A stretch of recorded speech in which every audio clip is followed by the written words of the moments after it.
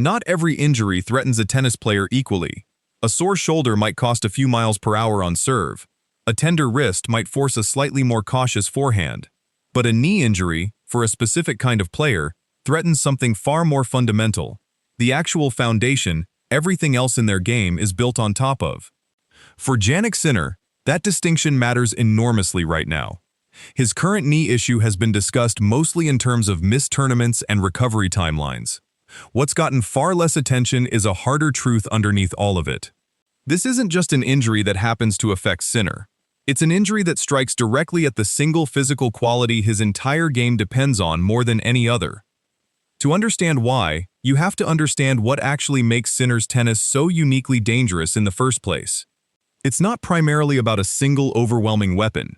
Plenty of players hit the ball harder in short bursts. What separates Sinner is his ability to sustain elite-level baseline coverage point after point, set after set, without the physical output ever meaningfully dropping off. That coverage depends almost entirely on lower body mechanics, explosive lateral movement to track down balls sprayed wide, rapid deceleration and direction changes as rallies shift back and forth, and a stable base underneath every ground stroke that lets him generate that trademark flat, heavy ball striking without sacrificing balance. Analysts have long pointed to his footwork as one of the most underrated parts of his game, precisely because it's the invisible engine powering everything opponents actually notice. The pace, the depth, the relentless consistency.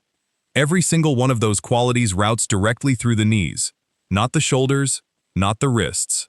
The knees, absorbing repeated impact with every sprint, every plant, every explosive change of direction across a match that can stretch past 3 or 4 hours in best-of-5 conditions. That's precisely what makes this particular injury so much more dangerous, for Sinner specifically, than it might be for a different kind of player. Consider a big, flat-serving player whose game relies primarily on quick, aggressive points and comparatively less baseline grinding. A knee issue is still a real problem for that kind of player, but their game plan naturally requires less sustained lateral movement to execute effectively.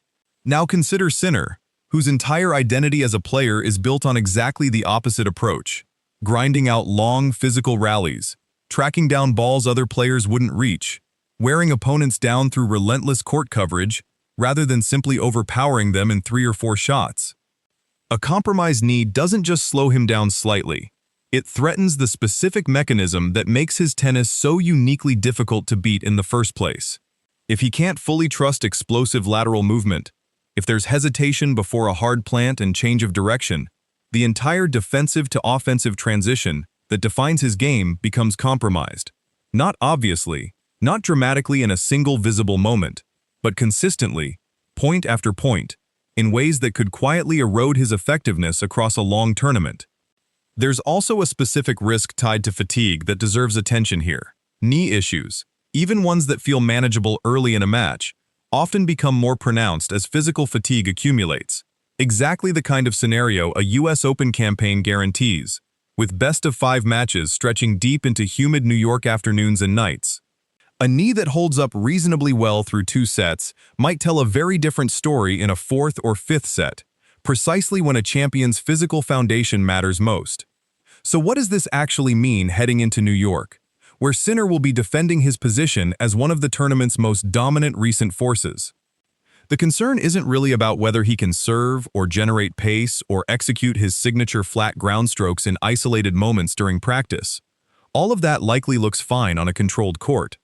The concern is about whether his movement can hold up match after match, set after set, under the exact conditions that have always been the engine of his success.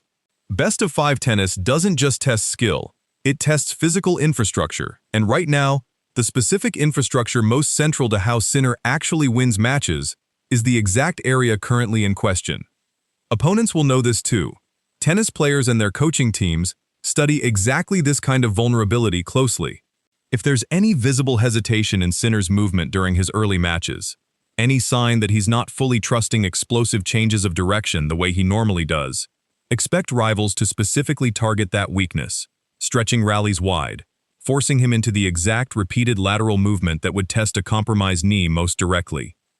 That's the uncomfortable reality sitting underneath this story. It's not simply that Sinner is dealing with an injury. It's that the injury happens to sit directly beneath the single physical quality his entire game has always depended on most. So, is this knee injury a minor speed bump on the way to another deep US Open run, or a genuine structural threat to the foundation of Sinner's game at the worst possible moment? The honest answer is that nobody outside his own medical team truly knows yet, and even they may not know for certain until real competitive pressure arrives. What is clear is that this isn't simply another injury update to file away as routine. For most players, a knee issue would be a real concern. For Sinner specifically, a player whose entire dominance is built on relentless, explosive court coverage sustained deep into matches, it strikes at something closer to the actual architecture of his success. At 23, with a game built on physical qualities that don't easily hide weakness once real pressure arrives, Jannik Sinner is walking into the most demanding tournament format in tennis, carrying uncertainty in exactly the part of his body his entire style depends on most. Whether that uncertainty resolves quietly or becomes the defining storyline of his US Open campaign is something only real matches, under real pressure,